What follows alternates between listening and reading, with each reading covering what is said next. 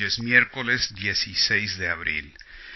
En la discusión anoche con el LIN, del Comité Ejecutivo, empezó enfatizando la situación de peligro inminente de guerra termonuclear mundial.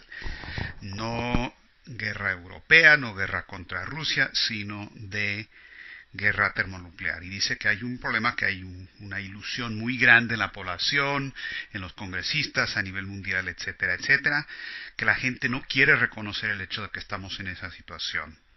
Que esto es global, no es cuestión de Rusia o de Ucrania o de Europa o algo por el estilo. Había dicho en una entrevista que concedió a RIA Novosti que Putin entiende este hecho, que él está reaccionando y respondiendo a sabiendas de que eso es lo que está en juego, pero que la población en general en Estados Unidos y a nivel mundial no quiere reconocer eso, de qué se trata en realidad. Y dice que el problema de fondo es el problema que el mundo está operando en base a dos relojes diferentes, dos geometrías físico-económicas o físico-temporales diferentes. El reloj de Zeus, de la percepción sensorial de Aristóteles, el reloj de Zeus por un lado, y por el otro lado el reloj de Prometeo, que es el reloj de la actividad a voluntad creativa por parte de la especie humana. Pero que desde 1900 básicamente en adelante, por todo lo que pasó, por la influencia de Bertrand Russell y lo que pasó con Hilbert y lo demás, ha dominado el reloj de Zeus, es decir, el reloj que niega que el universo está organizado en base a la acción creativa del hombre y quiere reducir al hombre a un simple epifenómeno, a un simple sujeto víctima de las circunstancias. Y que esa situación desde 1900 se agravó con el asesinato de Kennedy. Y que ese es el asunto, porque uno le puede presentar toda la evidencia del mundo, y hay toda la evidencia del mundo a la gente de lo que está pasando con la cuestión del peligro de guerra, pero no lo quieren reconocer porque están operando, dice, en base al reloj de Zeus y no el reloj de Prometeo. Dijo que está escribiendo algo sobre el asunto, que me parece que va a ser bastante interesante, pero que esta es la base no solamente del problema, sino además el tema, el sustrato de fondo sobre el que nosotros tenemos que operar, que organizar. Porque si no cambiamos eso, entonces no hay manera de evitar lo que ahora es ya una trayectoria acelerada en la dirección de una confrontación termonuclear. Ahora, si vemos simplemente lo que ha ocurrido en estos días, el fin de semana hubo un cambio bastante significativo en las acciones o la confrontación militar como producto de esta intención británica. Y fue el incidente del que ya saben, pero quiero recalcarlo, con el destructor Donald Cook de Estados Unidos, que es el destructor, como ustedes saben, que está armado con el sistema Aegis, que forma parte del sistema antimisilístico que los rusos han dicho una y otra vez, por más de 2 años, es una causa de guerra, un casus belli para ellos y que no van a permitir que eso avance. El Donald Cook, el jueves pasado, es decir, el jueves 10 de abril, entró al Mar Negro. 2 días más tarde, el sábado 12 de abril, los rusos le dieron la bienvenida al Donald Cook con una serie de sobrevuelos. Bueno, en realidad pasaron rozando 12 veces en un lapso de 90 minutos, con 2 aviones Su-24, que son jets de guerra, aviones de guerra de los rusos. No estaban armados. Uno de los aviones se quedó a cierta distancia, el otro hizo sus vuelos rozando a 500 metros sobre el nivel del mar, a menos de 1 kilómetro de distancia del Donald Cook. No lo hicieron una vez para luego decir, ay, perdón, fue un error. No. 12 veces, 90 minutos, y no respondieron a los diferentes mensajes, los intentos de mensajes del Cook a los aviones pidiendo explicaciones, luego advirtiendo que no se acercaran más, etcétera, etcétera. El Departamento de Defensa no informó sobre eso sino 2 días más tarde, el lunes 14 de abril, antier, que es el mismo, más bien el domingo hubo una llamada entre Putin y Obama, creo que fue el lunes, por iniciativa de Putin. La causa inmediata de la llamada fue precisamente este incidente. Entonces, miren, ya ha habido un contacto directo entre las fuerzas militares de Estados Unidos y las fuerzas militares de Rusia. Ocurrió el sábado en el Mar Negro.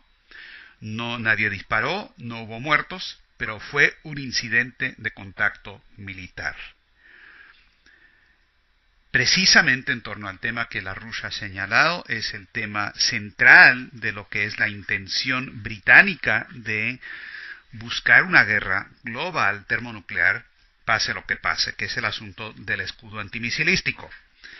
Ahora, también el fin de semana, para que no quedara ninguna duda, los rusos hicieron nuevas pruebas de su sistema de misiles intercontinentales. Dispararon un proyectil intercontinental, el YARS, pero en esta ocasión un nuevo modelo del YARS, con ojivas múltiples, por un lado, pero también lo lanzaron desde un lanzador móvil, es decir, un camión. Ahora, eso forma parte, como los rusos han dicho públicamente, de sus capacidades militares que han desarrollado para que el sistema antimisilístico de Estados Unidos y la OTAN no los deje en jaque. Hay otros pasos que están tomando, no han dicho cuáles, pero ese es uno de los que sí han identificado y hicieron la prueba con ese sistema precisamente de lanzador móvil. Ahora, además de todo esto y este enfrentamiento directo, el Cook, por cierto, ahora está en el puerto de Constanta, en Rumanía, también en el Mar Negro. El presidente de Rumanía informó que otro buque de guerra de la OTAN, supongo que de Estados Unidos, no estoy seguro, entrará pronto al Mar Negro. Ya hay 2 otros barcos de guerra que están acompañando al Donald Cook en el Mar Negro.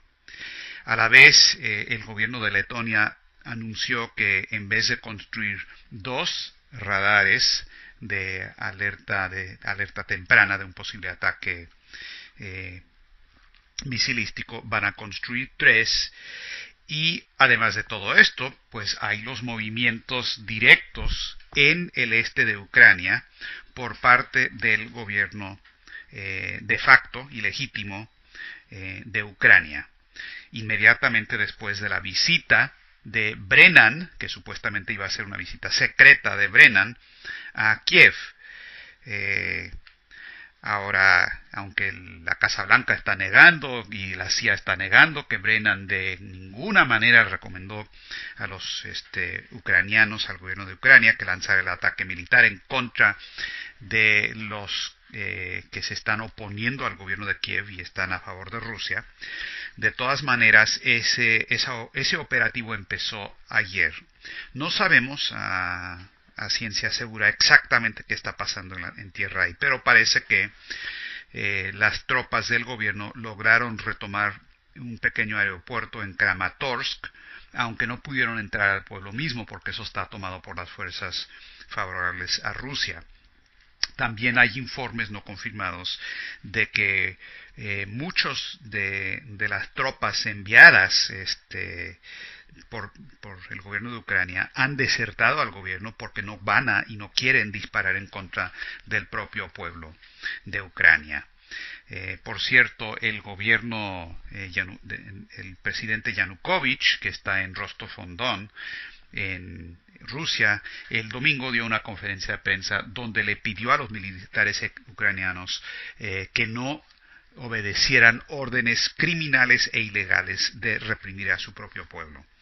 Ahora, con todo esto, después de todo lo que ocurrió en el Maidán, después de todos los mensajes y la insistencia por parte de Estados Unidos de que no se puede reprimir al pueblo de Ucrania cuando lo del Maidán, en este caso, Carney, el portavoz de la Casa Blanca, ayer dijo que Estados Unidos respalda las medidas tomadas por el gobierno de facto de Turchinov para restablecer orden en el este de Ucrania. Es decir, están respaldando la acción militar de un gobierno fascista para imponer a sangre y fuego su dominio en esta región. Ahora, Lin dijo ayer, los rusos van a responder. No se sabe si sobre esto, no se sabe dónde, pero los rusos responderán fuerte, duro, rápido y de forma decisiva. Entonces estamos realmente al filo de la navaja en toda esta situación. Ahora, de que esto es un gobierno fascista, pues también hay el informe de lo que pasó ayer o antier, cuando en la Rada, el Parlamento, dos parlamentarios en oposición al gobierno que estaban o dos candidatos presidenciales, perdón, uno que fue a una estación de televisión para dar una entrevista, fue golpeado y casi mataron a este tipo, fascistas, simplemente ampones del sector derecha y demás. Que por cierto, Parubí, el hombre del sector derecha, anunció que hay voluntarios en el sector derecha que van camino al este de Ucrania para ayudar al gobierno para imponer el orden. Ahora, Putin no solamente habló con Obama, habló con Merkel. Entre él y Merkel se pusieron de acuerdo que es imperativo que siga adelante la reunión programada cuatripartita del jueves de mañana entre Estados Unidos, Rusia, la Unión Europea y Ucrania para lograr una solución negociada. Pero los rusos también han dicho que si hay acción militar para reprimir a la gente de habla rusa en el este de Ucrania, esa reunión quizás no se pueda realizar. Entonces hay una situación realmente dramática.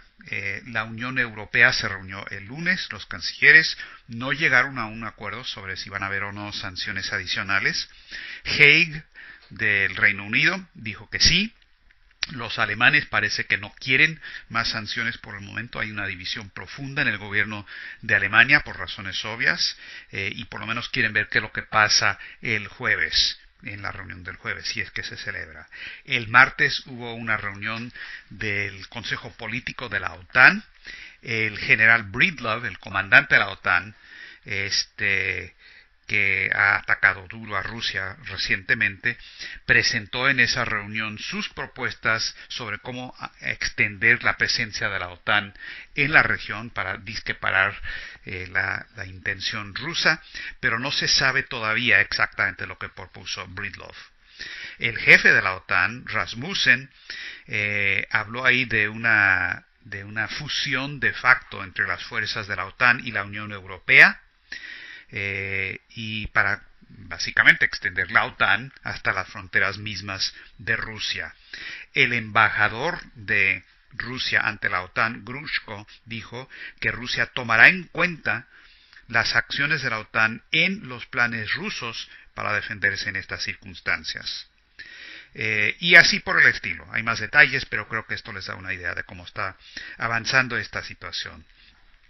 Por el otro lado está lo que está pasando en la región Asia-Pacífico y el hecho de que el futuro en efecto está en esa área, como dijo Rogozin en una entrevista con estudiantes en Rusia recientemente. Rogozin, el viceprimer ministro, dijo que el futuro de Rusia está y del mundo está en toda la región a nuestro oeste. Está China, está India, está Corea, está Japón y definitivamente no está, dijo, en esa pequeña región limitada que es la Unión Europea.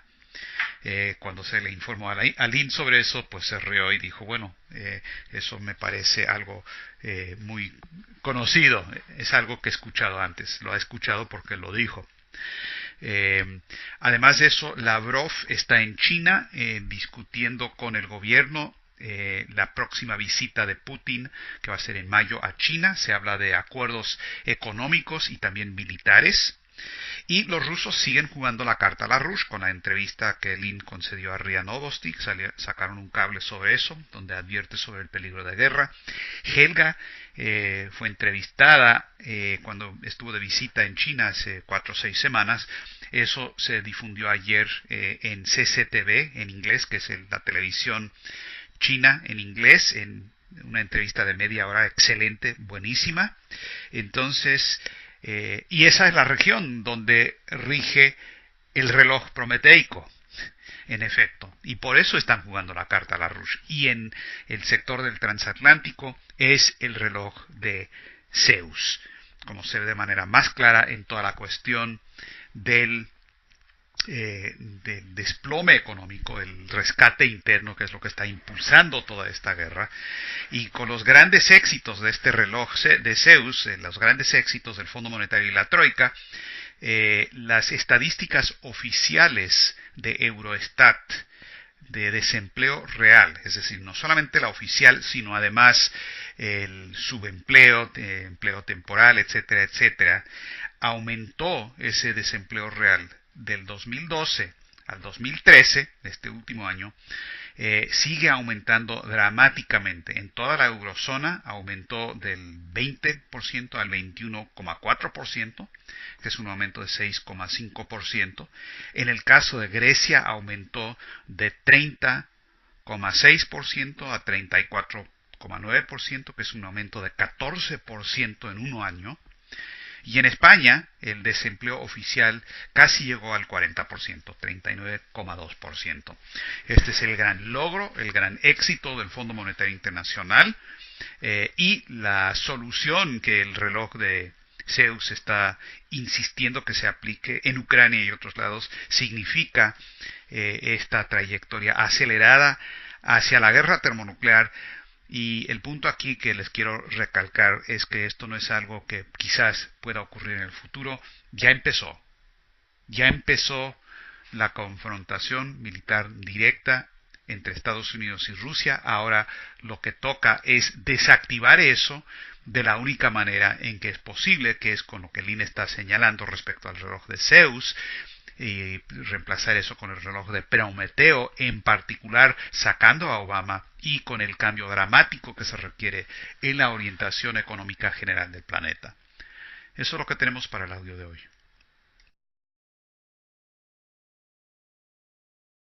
Guerra termonuclear, y dice que hay un problema, que hay una ilusión muy grande en la población, en los congresistas a nivel mundial, etcétera, etcétera, que la gente no quiere reconocer el hecho de que estamos en esa situación, que esto es global, no es cuestión de Rusia o de Ucrania o de Europa o algo por el estilo. Había dicho en una entrevista humana, pero que desde 1900 básicamente en adelante, por todo lo que pasó, por la influencia de Bertrand Russell y lo que pasó con Hilbert y lo demás, ha dominado el reloj de Zeus, es decir, el reloj que niega que el universo está organizado en base a la acción creativa del hombre y quiere reducir al hombre a diferentes dos geometrías físico-económicas o físico-temporales diferentes. El reloj de Zeus, de la percepción sensorial de Aristóteles, el reloj de Zeus por un lado, y por el otro lado el reloj de Prometeo, que es el reloj de la actividad a voluntad creativa por parte de la especie humana. Hoy es miércoles 16 de abril. En la discusión anoche con el Lynn del Comité Ejecutivo, empezó enfatizando la situación de peligro inminente de guerra termonuclear mundial. No guerra europea, no guerra contra Rusia, sino de que concedió a RIA Novosti, que Putin entiende este hecho, que él está reaccionando y respondiendo a sabiendas de que eso es lo que está en juego. Pero que la población en general en Estados Unidos y a nivel mundial no quiere reconocer eso, de qué se trata en realidad. Y dice que el problema de fondo es el problema que el mundo está operando en base a dos relojes diferentes.